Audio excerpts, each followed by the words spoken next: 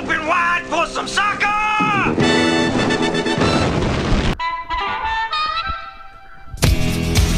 I can't do it. We'll do it live. We'll do it live. Fuck it. Do it live. I'll write it and we'll do it live. Fucking thing sucks.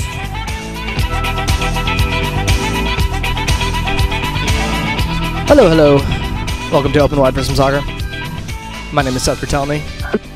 Alongside me this evening, Pablo Maurer, Thomas Floyd. Guys, it's all over. RFK, no more. It is. Rest in peace. Yeah, I'm now just counting the days till the class action mesothelioma lawsuit I can get in on. You know. Do Am I you allowed to think joke about that? I'm sorry. has RFK been reclaimed by feral animals at this point, or do you think that's gonna take a few more months? I don't think they ever loosened their grip. I think we've been the guests there for the past decade and a half or so. That's true enough. And remember, DC United will continue to spend their days there, day in, day out. They will train there. Their weight room is there. The press facilities for interviews and such are there. They will still very much call RFK home. It's just on game days they'll have slightly more modern accommodations. I don't know if I should be encouraged by that or depressed by that. It was strange. I was like trying to ask Olsen or players questions after the game, and you did have to phrase it sort of in a strange way, like, now that you're no longer going to be coming to RFK for games. Yes. Yeah. Nick DeLeon was asked, what will you most remember about RFK, like, once you move out? And he's just like, well, we're not moving out. Next question.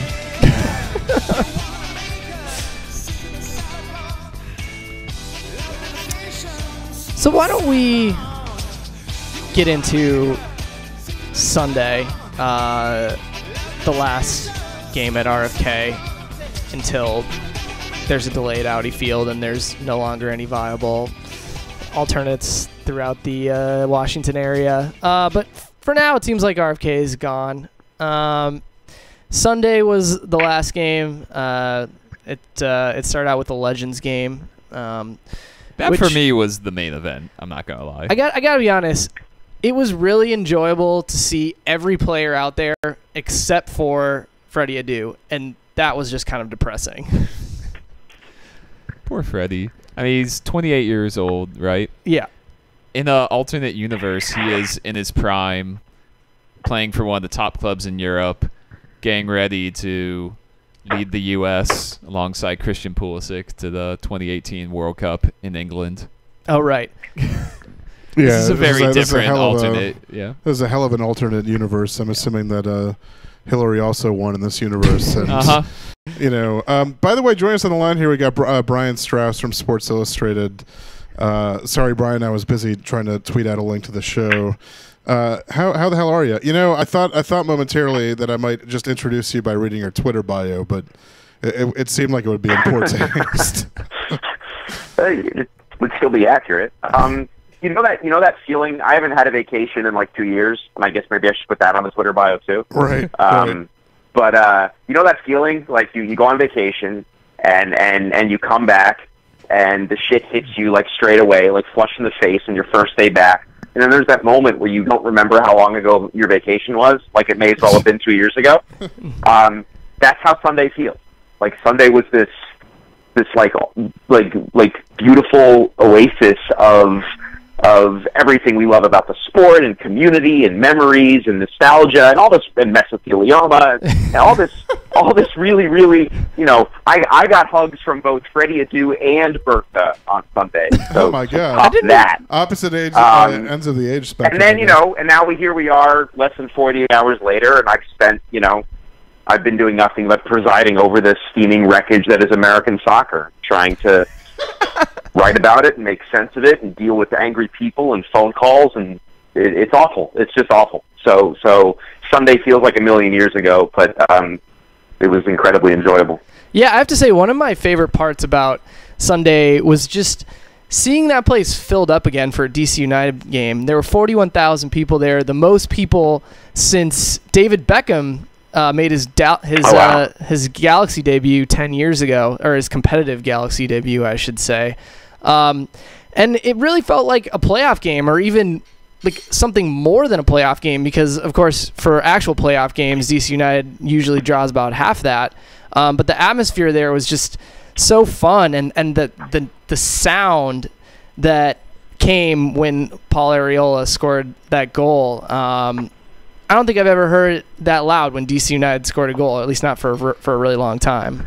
I went down to the lower bowl and the upper deck as well, but when Arriola scored, I was in the lower bowl just kind of taking some pictures and videos and soaking it all in. And I was glad I was actually down there for that moment, because I had partial season tickets for about a decade right around the area where I was when the goal was scored, and it was quite the throwback just to be in the stands and to experience that crescendo of noise that funnels through RFK when the chance is coming together and when the final touch is put away. So I mean, it was good to see RFK have one last evening where it felt like the old school days, and it really was this fortress, even though the result. I was sitting for that goal. I was sitting on the very top of the upper deck with 3 former teammates, and 2 of them had been sitting up there, and we connected with a third, and then we all met up there for that chunk of the game, and the 4 of us were sitting in the very last row, and I had never sat that high before in the stadium, and so to have it all sort of laid out before me, and stuff like you said, to see the crowd, to see the people, was really cool. And it's the first time the 4 of us we hadn't played together in a decade, and so it was the first time the 4 of us had sort of had that experience together, and we were sitting there were 4 of us, and we were sitting in order of position. There was a goalie, a defender, a midfielder, and a forward, and we were sitting in that order, and the goalie took a selfie of the 4 of us, with me in the back as the cherry-picking striker, and then the midfielder and the defender between us. And we realized that and just had a laugh, and it was awesome. And it was just a cool DC soccer community moment, a place that brings soccer people together. And it sounds really, really corny, and I want to smack myself right now. But that's what the day was about. And I want to give a shout-out to my editor and our mutual friend, Avi Creditor, for not making me write on Sunday. It was an extraordinarily nice thing for him to do, to sort of give me the day off, unless Freddie broke down in tears, in which case I was going to go to work. But it didn't happen, and I got to enjoy the day and see former teammates and friends, and had a chat with Ben Olsen's mother-in-law, and just that kind of day. It was a perfect RFK day. Yeah, I thought I actually thought the Legends game was pretty cool, and it's funny, I found myself standing on the sideline talking to Steve Birnbaum and Lloyd Sam, and 2 observations. First of all, Risto Stoichkov still has it, at least on the ball handling and shooting side. And he hit a ridiculous crossfield switch, 60 yards on a dime. Right. Second of all, it sort of cracked me up because every time Echeverry touched the ball, he'd get the ball, I don't know, 40 yards from goal, Birnbaum would sort of perk up, and he just at some point he just started going, hit it, just have hit it. I mean, these guys were excited to see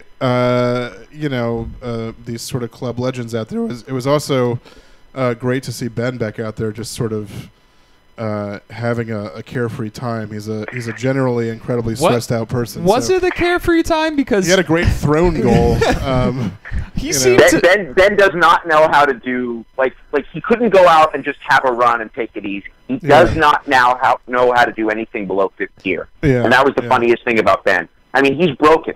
He can barely he moves like a man 3 times his age, and yet he's out there chasing down everything. So that was hilarious to me, that he couldn't sort of dial it back, even though he's now, sort of old and enfeebled. I really enjoyed that. And somebody made at some point, Stoichkov had the ball on the flank, and Echeverry made an overlapping run. I was just is this real life? These guys are actually putting some effort into this thing, Yeah, I have to say, I did enjoy Ben Olsen. There were a number of calls that went against Ben Olsen's team, and he sort of did this there was suspect officiating in this Legends but game. I don't know why there was any officiating in the game. But Ben sort of did this pantomime upset at the officiating sort of thing, but you could tell that it was like half actually upset. Yeah, I mean, have you ever seen an Old Timers game, dude? That's like on the 5 bullet points of Old Timers game is like feigning outrage at the referee, right? Or like, you know. Do you guys know who the referee was? Yeah, it's Jack Bell's son, right? Jack Bell's son. That's correct. Jesse Bell. Yep. Yeah, it was. I was surprised to see him out there. He called a hell of a match. If you're listening, Jack Bell. Anyways, Brian, you know, you have a longer history, honestly, than any of us. I mean, my I don't mean. Come on, nice way to say it. Thank you. Jesus, just add it to your Twitter bio. Yep. No, you know, obviously, you go back to you were if you'll. We're getting a call here, but I think I might just. Is it someone cool? I don't know who it is, It's but Thomas. went ahead and sent that to voicemail. So, anyways. Correct me if I'm wrong. You were an intern at DC United, was it? Yes, their inaugural season. I was an intern. I was in college, and I spent the summer as a DC United gopher, errand boy, Kevin Payne lunch getter, ball and poison ivy retriever, and desperate beggar to be included in post-practice small-sided gamer. I wonder. You know, obviously, it's you hear this question a lot asked to Ben, other people. People are like, do you have this one sort of like seminal memory of RFK? And it's like hard to narrow down. I wonder if you do have one memory that sort of sticks out from your time there way back in the day. My memories have a lot of my memories happened at the training facility. They trained out at the old Redskins Park in Herndon, and so that was kind of where I went every day. And I would help. I'd stuff envelopes, and I'd go to youth tournaments and hand out temporary tattoos and schedules, and helped Fred Mathis with ticketing logistics, and I'd go to practice and just do whatever they wanted, so that all happened out there. But yeah, every day there was cool stuff. I mean, Bruce was coaching the Olympic team, so they were around and bored after practice because they weren't at home, so I would play with those guys all the time, Michael Bradley was around during the summer because Bob was an assistant coach. So I, kick the hell out of 9-year-old Michael Bradley, going one-on-one on the side, with the future captain of the U.S. national team. But all that stuff, and that it was incredibly wonderful and memorable, and I'm very lucky. But that's disconnected from RFK. So yeah, I mean, I think my best RFK memory is probably MLS Cup '97, and I just went as a fan. I hadn't started at the Washington Post yet. And, wearing black, upper deck in that stadium in the rain for that game, I'll never forget that. That's probably my number one. Yeah, I mean, I'm a guy, I guess, who gets sentimental in general about old buildings and places that are falling apart. But I'm having a little trouble letting go of the place. I don't know why. I mean, there are things you'll never miss about it, obviously, like the total lack of accommodations that, to help you do your job, et cetera. But it is a building that has so much more soul than any other in the league, and as I guess it's the last of the original MLS facilities, and it just feels like a loss. I don't know. You guys want to cry or just I mean, for me, I added it up, and I think I spent over 150, 160 matches there over the years, so that's a lot of time and a lot of different capacities. I was there as a fan, there as an intern, there as a journalist. So it's I don't know. It'll take a while for it to really resonate and for it to. I'm having a traumatic flashback. There were a few times during that summer where they made me try to sell programs. Or yearbooks or something. Oh, yeah. And as you guys know, I don't want anyone to look at me ever. Yeah, so I cannot imagine what that was like. Walk around and say, programs and drawing attention to myself was torture, and I'm now having PTSD.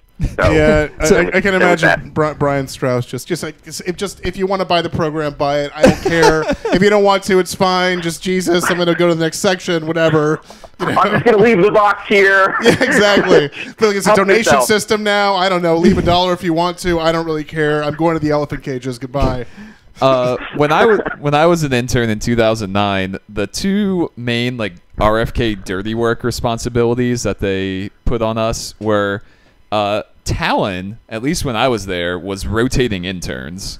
So I never was Talon, but like every time I saw him, I tried to guess which intern it was just based on his demeanor. And then I know one of the interns accidentally signed all of his autographs with his real name.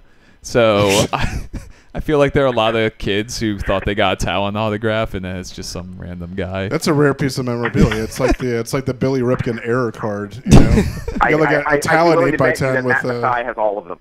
Yeah, exactly.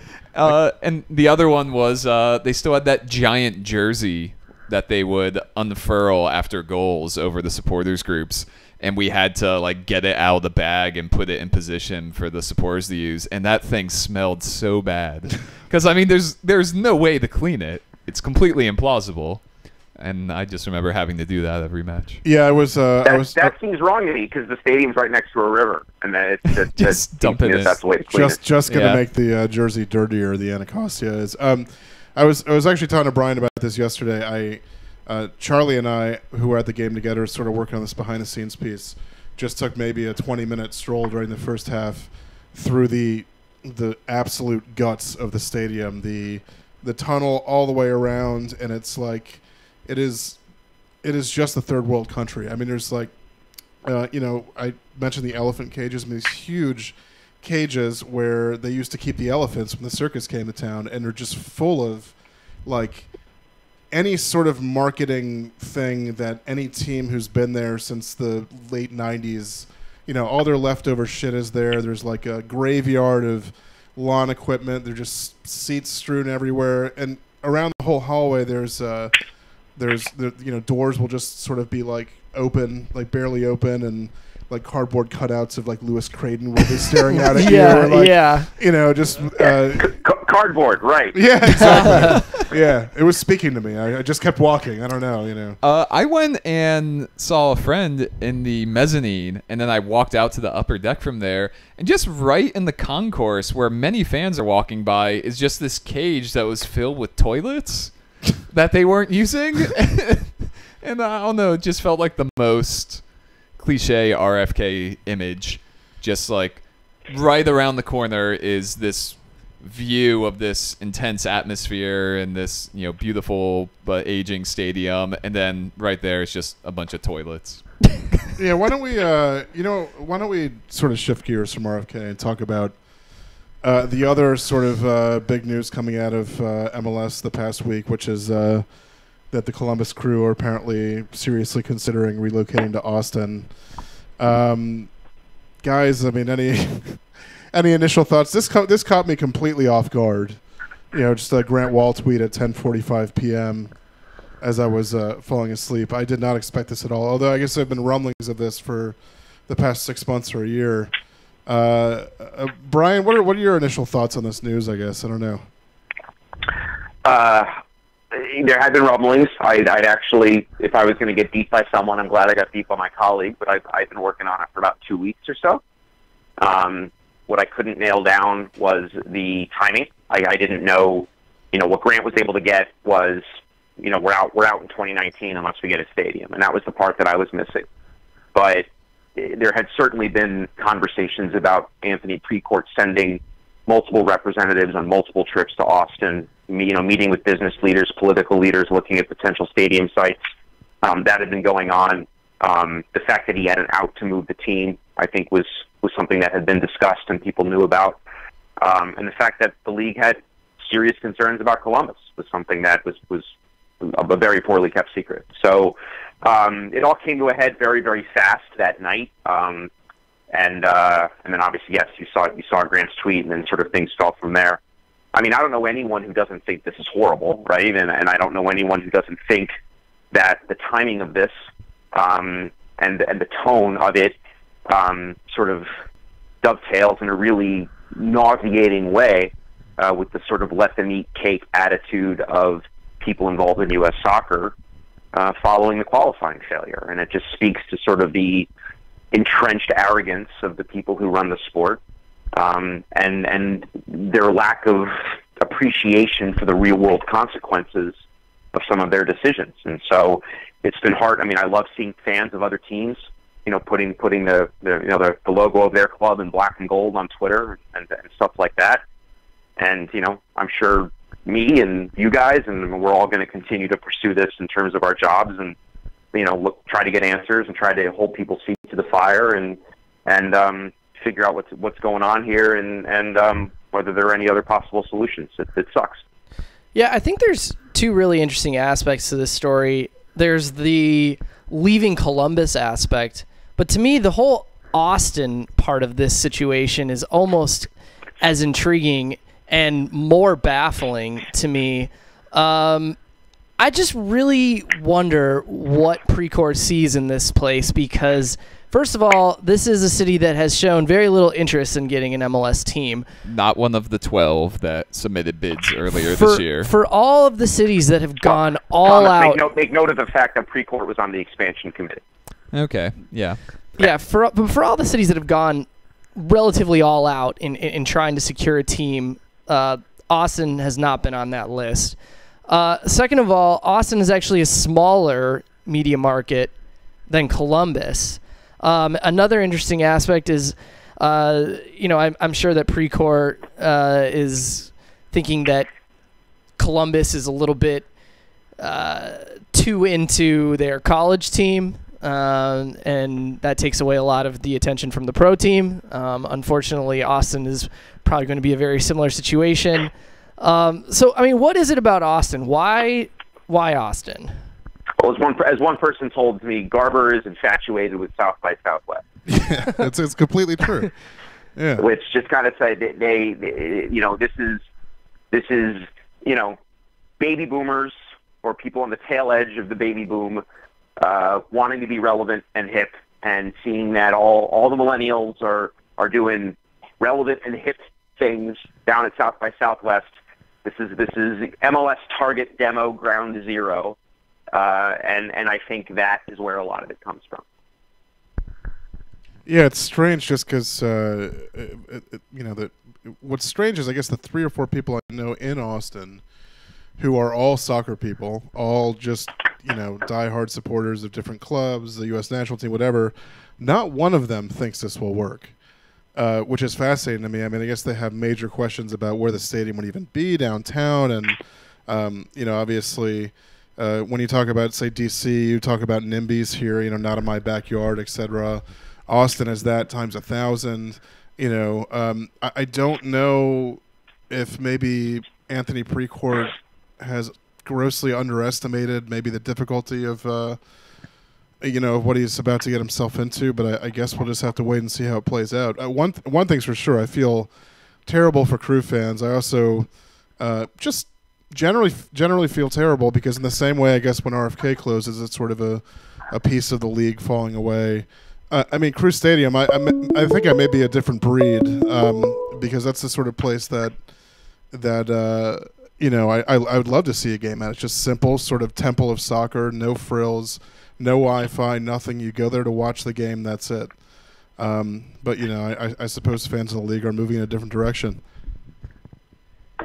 I want to ask you this, Strauss, from your knowledge of the situation. This is just my anecdotal experience, but when I've been to Columbus, I was always amazed by how easy it was to get to that stadium from downtown. Like, yes, it's not in a prime location, but you can drive from downtown Columbus to that stadium in literally 7 or 8 minutes.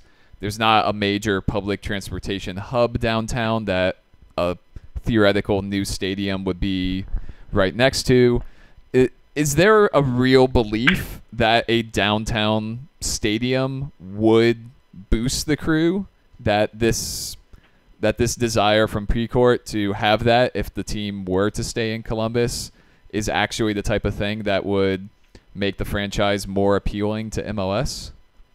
I would think that that's more. I'm speculating, but I would think that that's more about suites and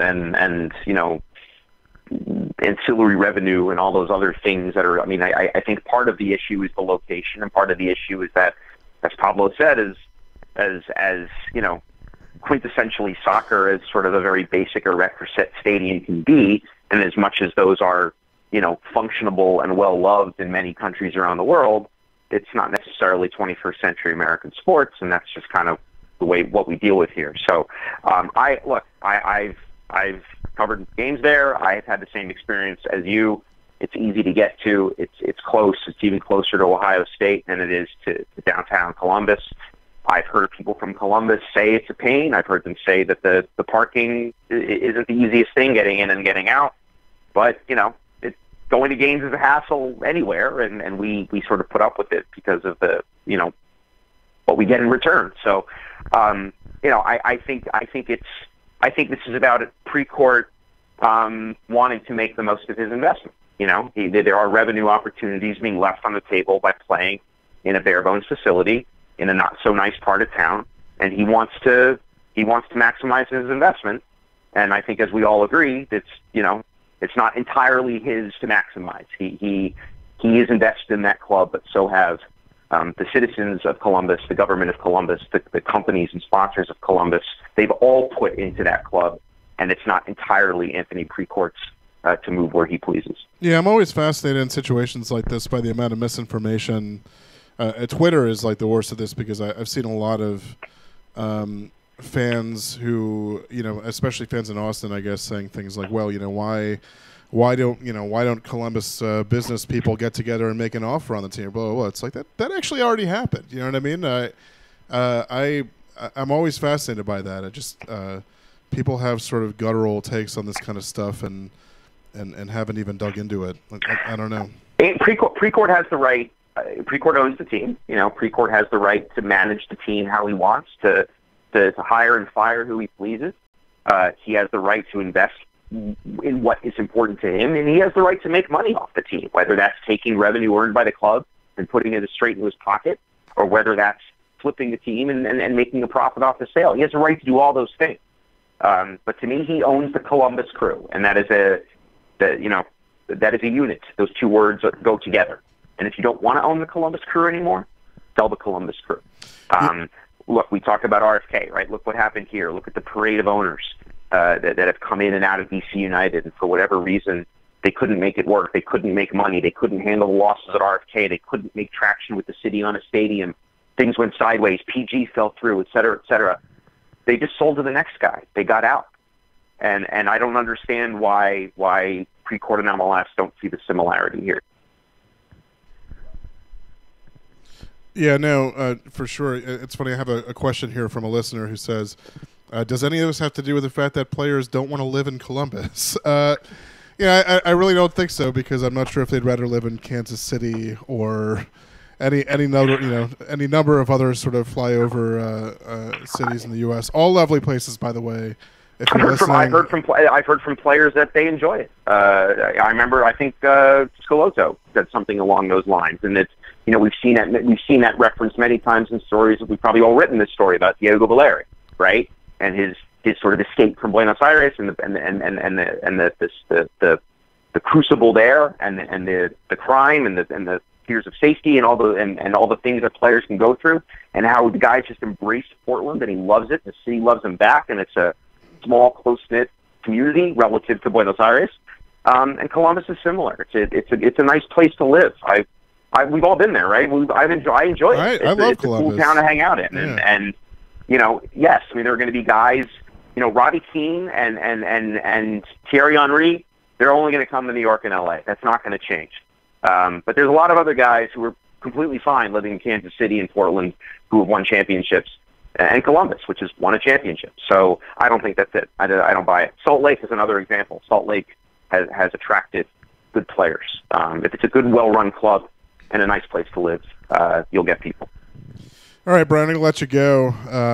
Appreciate your RFK memories and obviously your input, and I'll let you get back to work. This has been. I've been waiting. I've been waiting for this invitation so long. So have we had you on before? Have we? I thought we had. Maybe once. Maybe a long time ago. Either way. Yeah. Well, we'll do it again soon. Brian Strauss, Sports Illustrated. I appreciate it. Take care. Later. I want to just make another point about this Columbus thing, and it's one of these things that has really rubbed me the wrong way, and I think rubbed a lot of people the wrong way, is that when this announcement came out that the crew were, in fact, looking to possibly move to Austin. The way that the announcement was worded was, well, we're exploring our options, and we're interested in staying in Columbus, but if we don't get what we're looking for in Columbus, then we're also interested in going to Austin. And what's come out after that statement is that Precourt has been looking to move the team to Austin for years. There's this MLS to ATX thing that is a Precourt sports venture, the website. It's all felt very disingenuous. Like the fact that he feels the need to kind of string Columbus along in a way and make it sound like he actually has a real interest in keeping the team there if they can get a downtown facility, kind of to Thomas's question earlier. I think that there's no doubt that the Crew could use a stadium upgrade, but I just don't feel like Precourt has any interest in finding that in Columbus, even if he were to stumble upon a perfect situation. And I mean, that's to make no mention of, I guess, the whole season ticket fiasco where right. he, they were taking deposits on next year's season tickets, and up till about a week before they announced this, and now they won't offer anybody a refund. I mean, it seems like the most basic thing he could do at this point is give people their money back if they want it back. I'm curious about that. Is that standard in other sports or even in MLS? Like, if I were to put down a deposit for season tickets for next season, non-refundable. It's so that's a normal thing. Yeah, for sure. I'm just saying it would be that's a normal thing, but it's also not normal for a club then to be like, by the way, we're moving after next year. Oh, no doubt. I mean, like the way that they did this means that these are extenuating circumstances and they should accommodate fans that want to get out of it. But I'm just curious, like, if it works where you buy season tickets and then all of a sudden you decide you don't want them, do you get like 50% of your money back, or it's always just like no refunds, that's it? No, I think you just lose your money, right, Thomas? I am not sure. The other thing I wanted to fixate on that's along these same lines is the timing of it. The Crew are opening the MLS playoffs on, is it Thursday? They have a Thursday night match against Atlanta United. If they win that, they're a team that I think a lot of people have pegged as a potential dark horse contender. They have a better record than any team in the Western Conference. So if they were to go that far, we could have another MLS Cup in Columbus, which would be fantastic. That would be fun. I mean, I think the other thing that makes you cynical about all this too is like they just last year, part of this year, I follow all the teams on Twitter, and they regularly sort of touted their attendance numbers. I think they had a record number of sellouts last year. Columbus? Yeah. Oh. Yeah. Is that no? I mean, keep talking and I'll verify it. Okay. But I'm almost positive. I mean, what I'm saying is there are definitely clubs that have lower attendance in the league. Well, this year Columbus is 20th out of 22 teams, and one of the two behind. So there are two teams, and one of the two behind them is Dallas, and they're like downsized capacity while they're doing renovations. I'm trying to think. I believe Colorado was maybe the only other team with worse attendance than Columbus. So they've. Yeah, I looked at their attendance over the past few years, and it hovers around 15,000, which in modern MLS puts them toward the bottom of the league. So, I mean, there are real issues with the club right now, but I don't think they're so dramatic that you disregard the tradition with the team. They have fallen steeply from the year.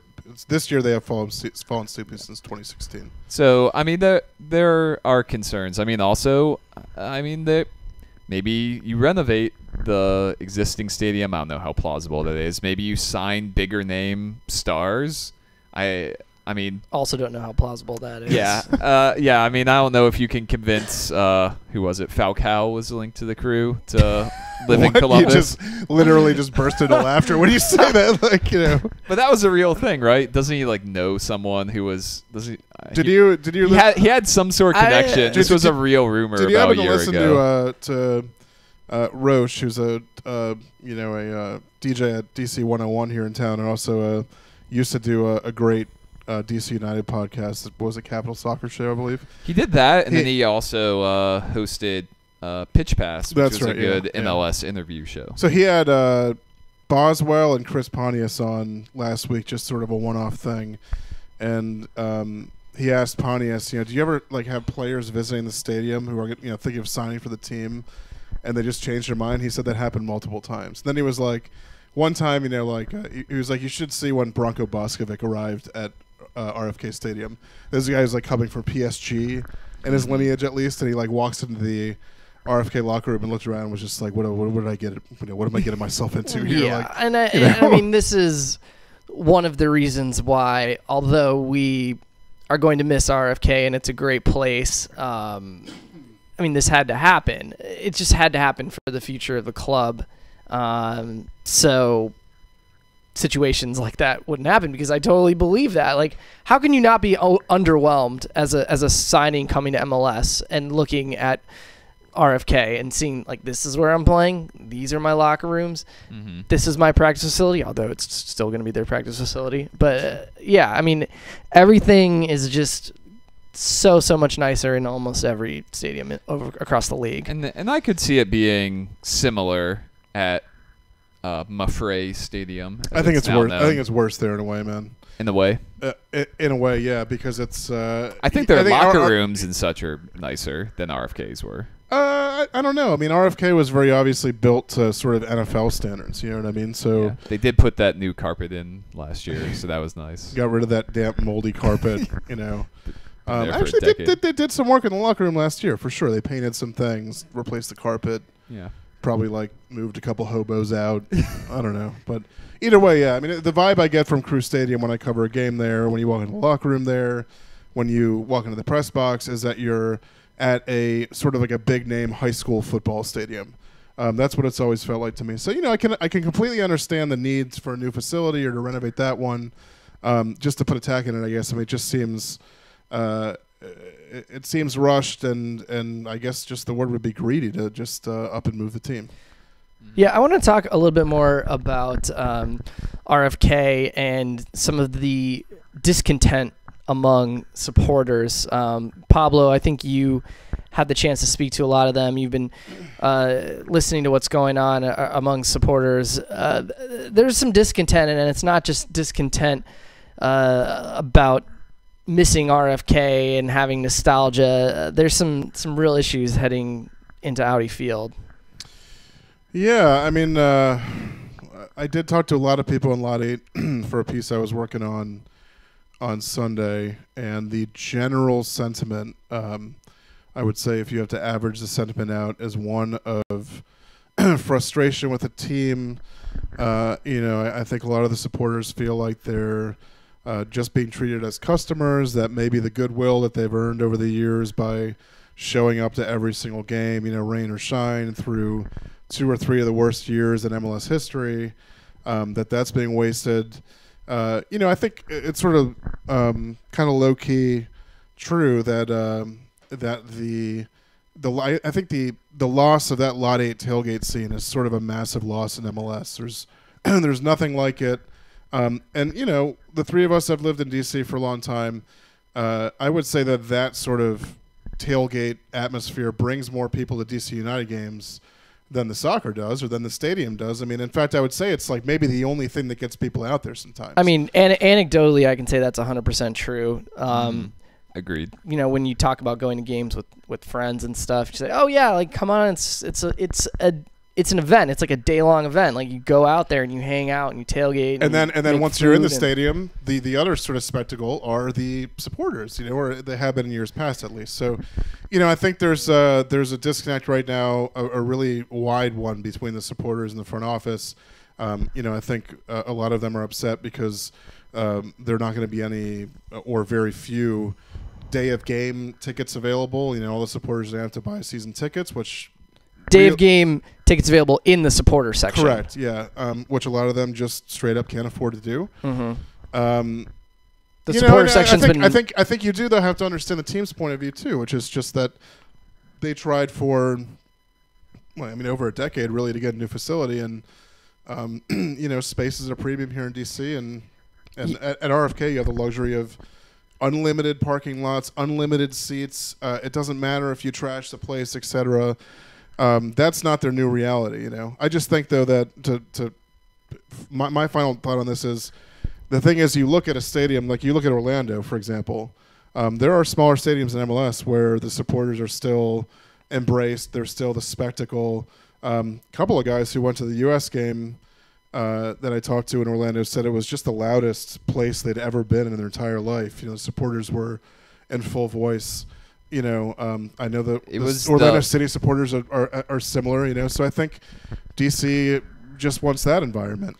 I thought of that when I went to the U.S. game in Orlando. It's kind of a similar situation because the stadium it's not near these like massive parking lots like RFK had, but it's right near kind of an area where there are bars and restaurants. So I think it's more of a different type of scene. So in that regard, maybe supporters who will miss Lot 8 will embrace the fact that they can go and actually have like bars and such, and there's kind of a scene around the stadium that they can enjoy before and after matches that wasn't there at RFK, and come to embrace the trade-off. So I'm just interested in seeing how it actually looks in execution come next June or July, and then at that point it'll be a little more fair to judge how that situation has actually played out. I don't know, man. I also think I don't think there's a way of sugarcoating this. I think the club is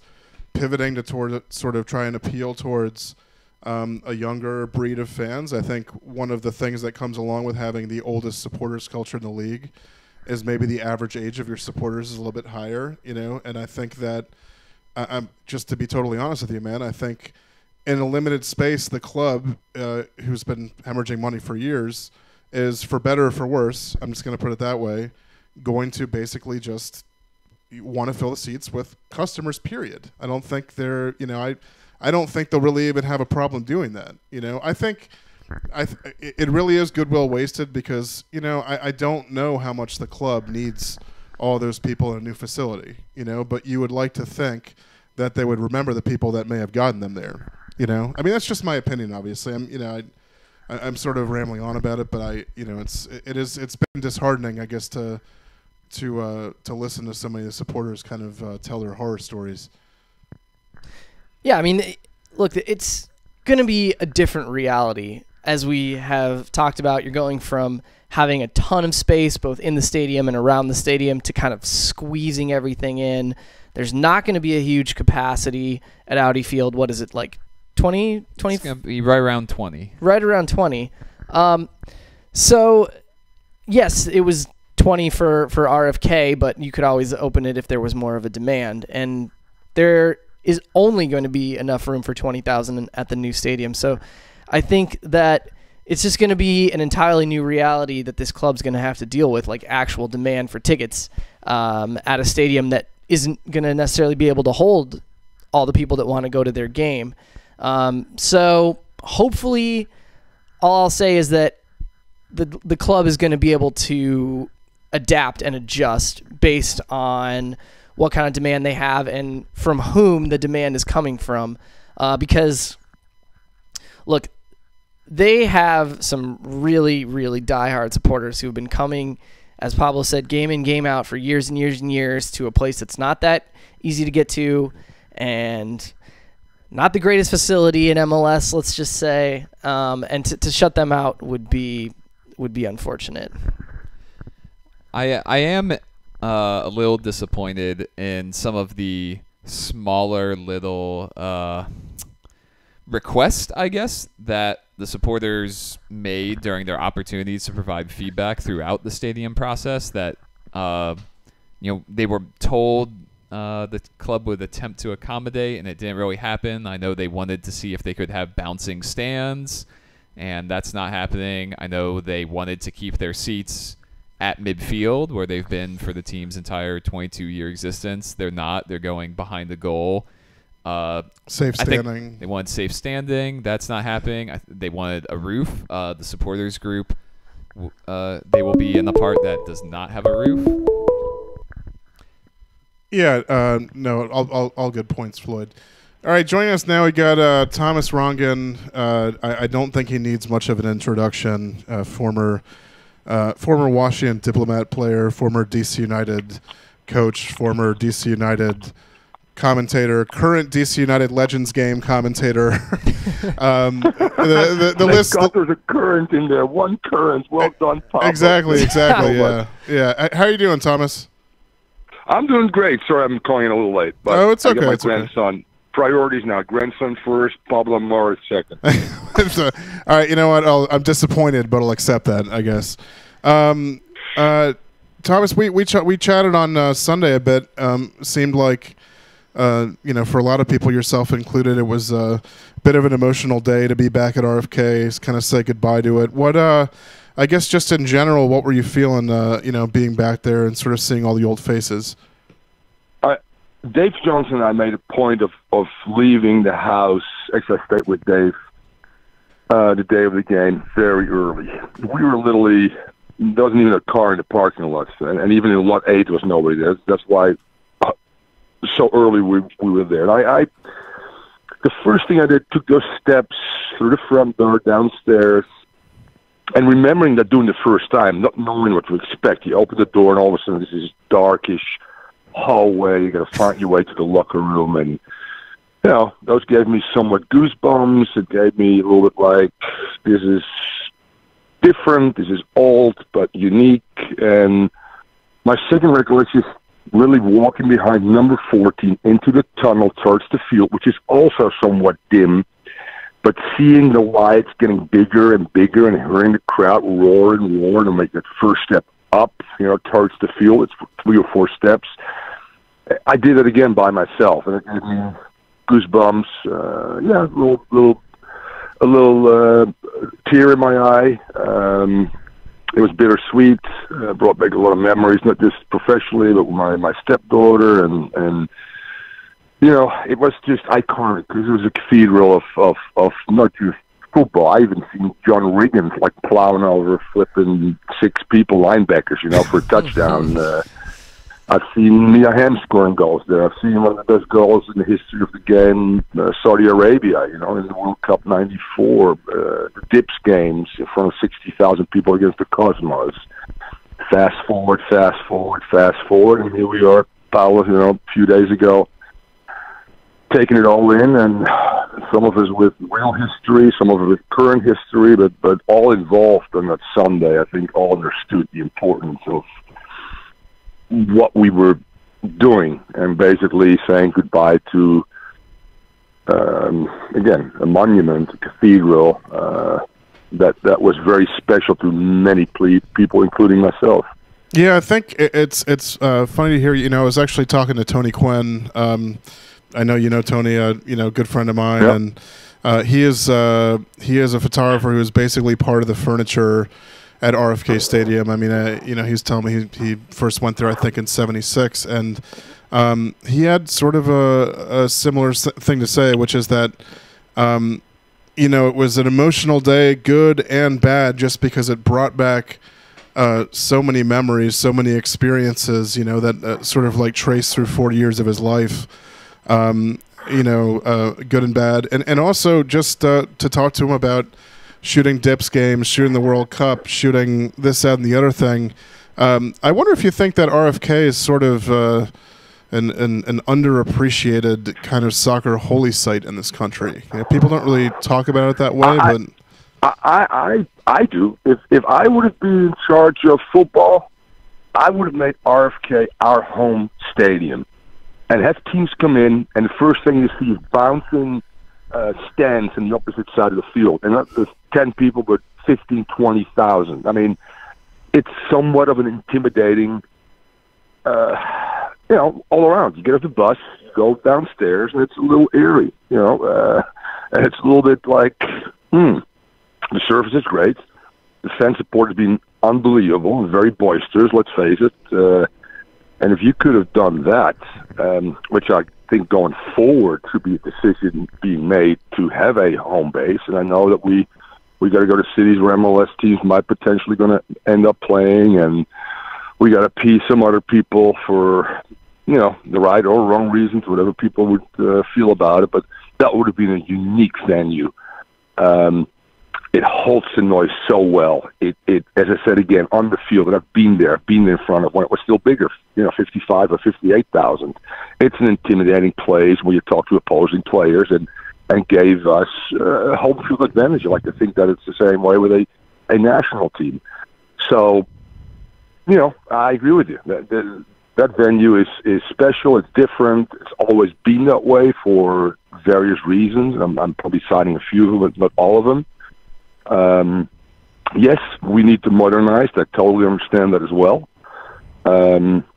But this stadium served its purpose, from '61 till now in just an incredible way. It's like the Fenway of soccer, and I don't care what anybody else says, but as Tony knows even better than I do, because he goes back to the early '70s when it all started. And I was part of that for 2 years with the Dips, and felt the same thing when I was the head coach of DC United, and knowing that opponents that played against us said the same thing. This is not an easy place to play in because of the following reasons, Locker rooms are removed from the field. You don't know really where you are in the building. It's just this weird kind of. I've had a lot of players, coaches, equipment managers walking out dressing room, trying to find their dressing room. There's a lot of. You've been there, Pop. There's a lot of ways you can get lost there. Which is part of making teams uncomfortable. It's part of being successful and knowing your environment very well. And it served its purpose, and it's to see again that those stands there just bounce, that last game, which bring back memories from every game I've played in, and most of them that I coached in as well. That's unique. Where in the world do you see something? I see people jump up and down. Don't get me wrong, but I don't see a half stands of one side, which by the way is cement, being built that way that doesn't get crushed or for whatever reason. Pretty smart at 1960 when somebody figured that one out. Thomas, do you ever just quickly, do you ever just randomly think someday, like, Jesus Christ, I played with Johan Cruyff for a couple of years? I mean, do you ever just stop and think, my God? Yeah, I do. I do all the time. I mean, I'm getting traded from LA to DC when Johan was there already after 6, 7, 8 games in the season. They picked me up at the airport. The 3 children, including Jordy. Jordy is like 5, 4, and 3. They go stay with us 2 days. I'll be there for 6 months. I fall asleep behind the house. Ted Kennedy wakes me up and goes, "Hey, come on, let's have a drink." I go next door. I'm swimming in the Rockefeller's pool. I'm 21. And I'm going, "Fuck, this is not bad." I kind of like it. Georgetown was awesome during that time, by the way. So yes, all the other things. You and I sometimes on Twitter, I don't even know if it's the right form because I have no idea how to deal with Twitter. I just post some random shit, and some people like it, most don't. So that's fine. And you have some great pictures as well. I don't know if you know the picture when I'm on my knees, actually begging to a referee to not give me a red card, and you see the number 14 jersey basically looking at me, and I know I'm going to get my ass kicked after the game, and I'm getting a red card. So, yeah, I have fun memories and be able to play with my idol and one of the greatest players ever. Also playing against some of the greatest players ever. Yeah, I was not too many people I think can say that. I was Seth Thomas. I was telling Thomas at the game on Sunday that I think in some of my Dips research I found a clip of him scoring, of Rangen scoring a goal, and he scores a goal, and a nice goal at that. Just pretty low key celebration, and Cruyff just runs up behind him and just smacks him on the back of the head, basically like saying, "Hey, don't get too fucking proud of yourself right now." Very true. My coaching philosophy is steeped in Rinus Michels, obviously the coach of Ajax and the '74 World Cup team, and the founder really of La Masia, but Cruyff and the Barca style and things like that. And here I got a coach, and here I got a player that I just were the gods to me. And that happened frequently. Johan said after 1 week, "Listen, fellas, you're okay, but you're not as good of a player. Win the ball, tackle people, play it to me, and just stand still." And I went, "Okay, all right, fair enough." 3 games later, it's 1-1 late against the Cosmos, and I don't stay with Romero. There was 2 Paraguayan players that played for Cabañas and Romero, 2 unbelievable players. One, unfortunately, had died at a young age. And Beckenbauer plays a give and go with Romero. I don't stay with the runner. And we're walking, this is in the Rose Bowl, we're walking back to the locker room, we're in the locker room, he takes me and he pins me against the wall, and pretty hard, he bangs my head against the wall, and all the players are looking at it, goes, you know what, you just took fruit of every guy that's married here off their tables, because you know what, a win would have given us $500 more in premiums. At that time, people still got, teams still paid, how do you call that? Win bonus. If you win, sorry? A bonus, win bonus, yeah. Yeah, but sorry, exactly. And I stayed with runners from that day on. Those were moments where reality checks, because the owner's been there and done that. And he kept young players, in particular players he cared about, in check. And yeah, I always expected a little tuck here and there. And if it wasn't him, his wife would say to me, "Hey, what are you doing? You're 21 years old. Go to your room. Go to your room right now. You're grounded." I said, "Oh, okay." Thomas, I know that this is a particularly difficult question for you because you have such a long history at RFK Stadium, but I was wondering, is there one particular memory for you that stands out about RFK, stands out above all the other ones? I got to go. Yes, I played with some great players. Cruyff being one of them. Played against some unbelievable talent from Beckenbauer to, we all know, George Best. We had the best players in the world in a particular time playing. But what really stood out to me each and every day we walked on that field for a game was the involvement of the crowd. Somehow DC was way ahead of the ball game in terms of culture, in terms of DNA, in terms of understanding it, in terms of appreciation, in terms of knowledge of the game. And I'm not just blowing smoke, I really felt that way. And I felt that way because Johan would always say it. He said, listen, I never expected this in the United States. I came here for playing reasons, not knowing what to expect, knowing that the game is very young in this country. And wow, these people get it, and it's such a great mixture of cultures as well. And that has continued. The El Salvadorians when Raul Days Arce was there, and those are the things that stood out to me each and every game, win, lose, or draw. And let's just take the last game, and I hate for Ben and for all of us not to be able to walk away with a W on the last day, but it is what it is. For the crowd to continue to stay there, under duress, down, up, sideways, you don't see that. Listen, I go to the Miami Dolphin games. I go to basketball games. People are very fickle, They go with the winner, and when you're not winning, even when the Dolphins do win, people don't really show up. They show up at halftime and leave again. Look at the bar. Look at that whole section there. They don't leave till 10, 15, 20 minutes after the game. They don't leave till they demand from the players to come over, win, lose, and draw, and clap. That you see that in Europe. You see that something over time, has built. This was naturally there from day one for whatever reason. I don't know if it's the capital. I don't know if you guys are smarter than the rest of the world. Well, Thomas and Pablo, you two definitely are. But maybe you guys have, through osmosis, you guys affected like 100,000 people in that area. Well done. Congratulations. Thank you for leaving Seth out of that. I appreciate it. Yeah. My absence was noticed. Yeah.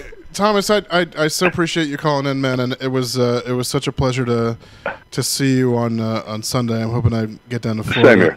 Hoping I can get down to Florida sometime and have some beverages. And thanks for covering the games, guys.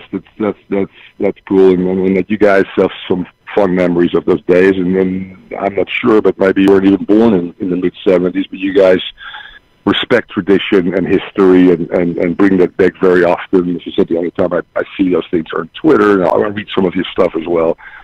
And that's pretty cool, guys. That's pretty cool. And now you're banging the drums going forward, and we're in a big hole, people think. I think we're actually in a mountain right now. We're just going to keep climbing, and this is a great opportunity. So thanks, guys. Appreciate it. Thanks. Take care, Thomas. Thanks, Thomas. Thanks. Bye. Ciao. All right, Thomas Rongen, always a pleasure.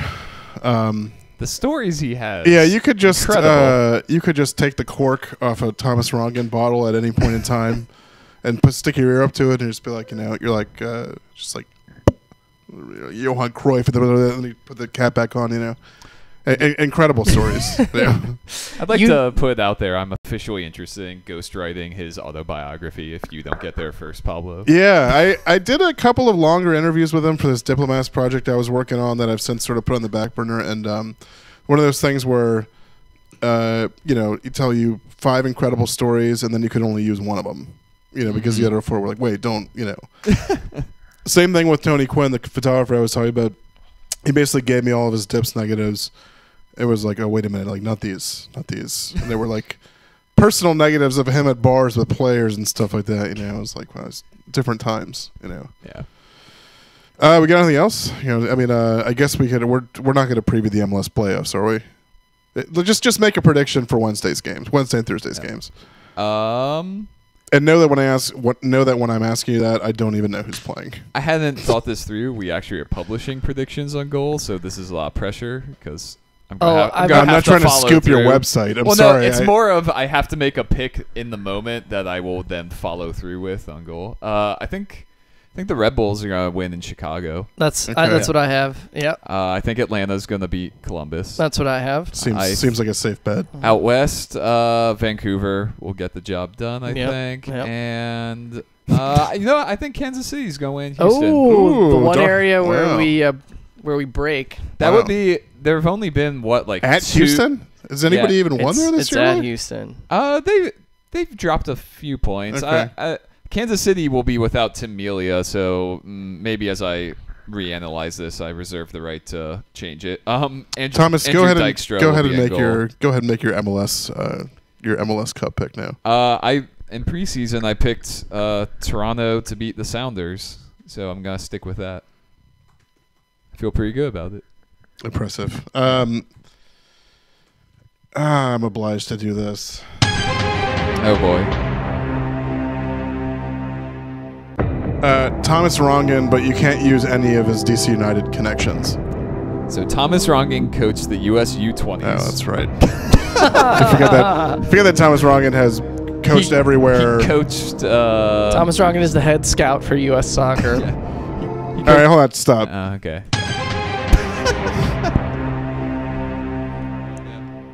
Thomas Rongen's NASL playing career. Oh, okay. So he played with people. I mean... Yep. That's a good start. He played with people. Okay, that's one. That's one, he played with Cruyff. Wait, did he play... You need to go to Cruyff to Barcelona immediately. But will that even help me? This is where I don't know older players. I mean, you could get to like Ronaldinho from Cruyff, probably. I don't think I would know how to do that. What? I mean, I get stumped with players from the 70s and 80s. I'm trying to think of another. I mean, if it has to be his NASL playing career, I don't think I have. I mean, what if I was like, you can use you can connect Cruyff to Michael Lewis, because I'm sure they met at some point. Does that help you? Rongen to Johan Cruyff to Michael Lewis. Now connect Michael Lewis to the Rochester Rhinos. I mean, he's probably been to a game. many Rochester That's not Rhinos games. These have to be human beings. What are the rules with which I can connect a soccer journalist? Well, you kind of make them all up yourself, anyways. If you've used actors, you've used Michael Lewis earned some sort of lifetime achievement award from the Rochester Lancers at a game I went to. Okay, so you just completely wasted another step. Continue. And that Lancers team had Onoa Obasi, who played for the Rochester Rhinos. Boy, I think we're going off the rails. Yeah. Just callers, take note. If you ever want to stump Thomas, just anything before 1996 will do just fine. I don't think that's a big secret. Yeah. I wasn't alive. In the mid-'70s, as Thomas Rongen said. Yes. My knowledge is MLS. And apparently the USL. Guys, real quick, do either of you? What are both of your? If you had to pick one RFK memory, that will stick with you? For me, it's the 2004 Eastern Conference Final, which That I was feel just like everybody's answer. A lot of people bring that up. If you were there, it's a How old were game you? that resonates. Let's see. I would have been 16. Okay. All right. And it was the year they ended up winning MLS Cup. It was back when the Eastern Conference Final was one match. They played the Revolution, and it was a 3-3 draw in which DC scored, New England tied. DC scored, New England tied. DC scored, New England tied. All three DC United goals were different kinds of incredible. There was an Aleko Eskandarian rocket into the top corner. There was Jaime Moreno just caught Matt Reese cheating and just curled what looked like a cross. He just curled it inside the near post. And then Christian Gomez had an incredible diving header. And then it went to this shootout that was just the most intense I ever remember seeing RFK Stadium. The stands were bouncing. The atmosphere was incredible. And then it ended with Brian Carroll converted the 6th penalty for DC once it went to sudden death. And then Nick Raimondo stopped a rookie Clint Dempsey to win it for DC. Overall, I thought there was some good stuff. Well, he missed his penalty, so he doesn't get to claim that game. It's embarrassing. Yeah, that's better. Seth, you and I have shorter RFK histories. What's your favorite moment? Yeah, actually, And it doesn't have to be a game or something. It can just be, you know. the sound clip that you just played reminds Oh me my that actually God. some of my most memorable RFK moments happened during Ben Olsen press conferences. Thank you.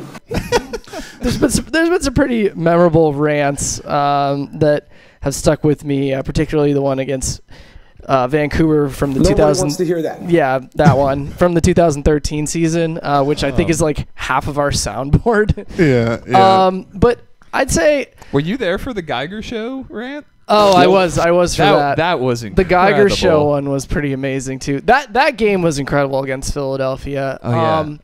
But I have to say, keeping in mind my RFK history begins in 2011 when I moved here. I had never been there before then. What the game that sticks out for me is actually the 2013 friendly between the U.S. and Germany. Even though it was a friendly, just seeing the stadium completely packed, it was just such overfilled because they had expanded stands behind the goal. Yeah, it was such an event because it was the centenary game. You know, it wasn't just a regular friendly. It was like their 100th anniversary of U.S. soccer. And then the game itself was crazy. The U.S. won 4-3. There were just lots of crazy goals. Dempsey had a banger. Ter Stegen had an embarrassing own goal, I remember. Josie Altidore had a volley that was yeah, and yeah. just like seeing RFK packed to the brim and seeing it be such a spectacle and such an event, that was a great day. Good morning, everybody. Anyways, that's the only one you have. I couldn't think. Well, to be honest, I don't have a preferred system. A lot has to do with the quality of your players. Yeah, I mean, obviously, it's a bummer. That's the best one. Because I just see some other players slightly ahead of him. My two favorites on the soundboard are this one. It is what it is. Cannot change it anymore. and this is easily my favorite. Thank you very much to Neil. I'm trying to think, and my favorite RFK moments, honestly, are not games. They're just walking out of the stadium alone when the place is empty, and you can just kind of take it all in, or just sitting up in the press box, being the last person out. It is a beautiful place, honestly. I think I'll probably miss it. I think I kind of stole that idea from you after the game. I filed my story, a couple hours after a match had ended, and it was just me and one other person in the press box, and the stadium, the bowl was completely empty. I didn't see another person. I just went down and wandered around the field and went through kind of the tunnels and such, a few hours after 40,000 people were there, and it was just me, and it was, you can also, when there aren't people in the way, you can really see how weathered the bowl is, how all of the seats, the ones that are remaining, are chipped away, and there's just rust and concrete that's falling apart, and I don't know, it just captured the vibe of RFK. Well, yeah, I mean, I'll leave you with this. I guess after the game, I stayed down on the field, and something that struck me was the number of players and coaches that pulled me aside. Excuse me, I actually have something in my throat. I'm not like about to cry. No, they pulled me aside. They just wanted a photo of the place. I think Ben pulled me aside, got his family together, and told me, he said, like, get a photo of us. The light in here, it just looks different than other stadiums, and like this might be our last chance to be kind of out here under these lights. It was very sad, also, his parents, both of his parents were there. I might add that his dad was carrying around a huge framed Ben Olsen poster, which is an awesome supportive thing to do, I guess, if you're a parent. But, do you get autographed? Yeah, no autographs, no autographs. So I don't know. I think it's a special place, and we'll all miss it. But we won't miss the Wi-Fi or the cat food, or the like weird growth that we spotted in the press box. The outlet's not working. Yeah, Seth, fittingly enough, Seth's desk for the last game was literally U-shaped. It's been sloped like that for a long time. There's a lot of water damage on those desks. Yeah, I won't miss at the media room where you sort of lean back and stare at the ceiling, wondering what you're doing there, and you're just staring at a ceiling tile and wondering like what made it that color. There's like weird stain patterns on it, and I am going to miss the family room, which is where players' families wait to meet up with them after a game, and they use it for press facilities during the week. And that room is filled with pictures of players that clearly haven't been updated since like 2007. It's like Clyde Sims or something like that. It's not. It's Dominic Mediates in there. Nothing says family like Dominic Mediate. Several guys who had only played a few games. Craig Zadie was in there. Guys you would never have heard of have been immortalized at RFK that way. Yeah, Charlie and I were walking through the halls, and I leaned up against a wall to take a photo of his like dark back room, and was overcome. I mean, like totally overcome by like the worst smelling thing I'd ever. And I looked down, and it's just like a painter's bucket full of like something, like I don't know, mold or something. And I was like, I turned to Charlie, and I was like, dude, this is like, don't get near this bucket. It's like full of some rancid ass water. And he looked at it, and he was like, that's not water, dude. I don't know what it is. And like both of us just left. What I'm trying to say is I think I found Lewis Creighton's piss bucket. Anyways, or maybe it was. He likes cat pee. I'm not sure. Either way, yeah. So yeah, let's wrap it up, guys. Sorry, just sort of waxing nostalgic about RFK already. Sure. Anyways, maybe next week. Next week we'll talk about soccer. Yeah, look for my Abandoned States feature on RFK Stadium in about a week. So. Anything else? I'm done. All right. Well, thanks to Brian Strauss. Thanks to Thomas Rongen. And thanks to you, the listener. The listener. And thanks to RFK Stadium. All right. Good night.